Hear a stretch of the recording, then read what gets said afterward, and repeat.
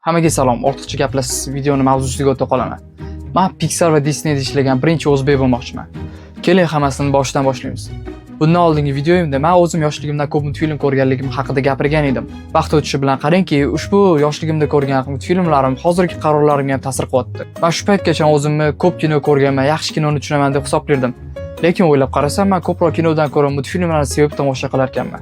Ular haqida ko'proq ma'lumotga ega ekanman. Agarda siz bu multfilm sohasini seriozniy, jiddiy qabul qilmasangiz, yaxshilab o'tirib oling.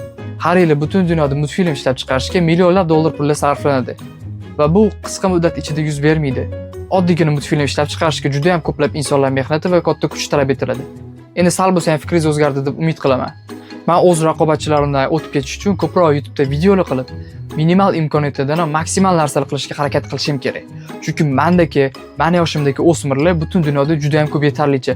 Ulardan ko'plab ajralib chiqish uchun, ularning orasida yorib chiqish uchun men unikal narsalar topishim kerak. Va men YouTube content creatorligini boshladim. Birinchi videolar qilayotganimda men o'zim o'yladim, nima haqida video qilsam ekan. Javob oddiy ekan. O'zim yoqqan, o'zim qiziqqan va insonlar meni eshitganda tabiiylikdan xursand bo'ladigan, samimiylikdan xursand bo'ladigan mavzudagi videoni qilishim kerak deb qaror qildim. Pixar yoki Disneyda ishlashimga qanaqa sabablar bor?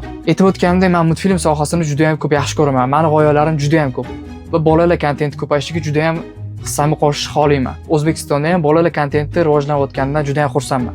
Xususan internetda Sehrlandiya degan bolalar kontentini rivojlantirish agentligi yoki vazirligi tomonidan ushbu loyihani ko'rib juda ham xursand bo'ldim, quvondim. Afsuski bu loyihani bir bo'lagi bo'la olmadim, lekin xudo xohlasa keyingi loyihalarda hamkorlik qilamiz degan umiddaman. Nega aynan birinchi o'zbek bo'lmoqchiman? Chunki bundan oldin bunaqa orzu qo'ygan va Pixar yoki Disneyda ishlagan o'zbekni eshitmaganman. Balkim bordir, men bilmasman. Agar bilsa, menga tavsiya qilinglar yoki agar siz bo'ladigan bo'lsangiz, menga aloqaga chiqing. Xullas shunaqa. Ushbu videoyi maksimal samimiy va o'zimning ichimdagi hissiyotlarni sizga yetkazmoqchi bo'lib suratga olindi. Bu videodan hech qanaqa kattagina narsa kutmang. Bu shunchaki ichimdagi samimiy fikrlarim. Videoni shu joyigacha ko'rganingiz uchun sizga kattakon rahmat.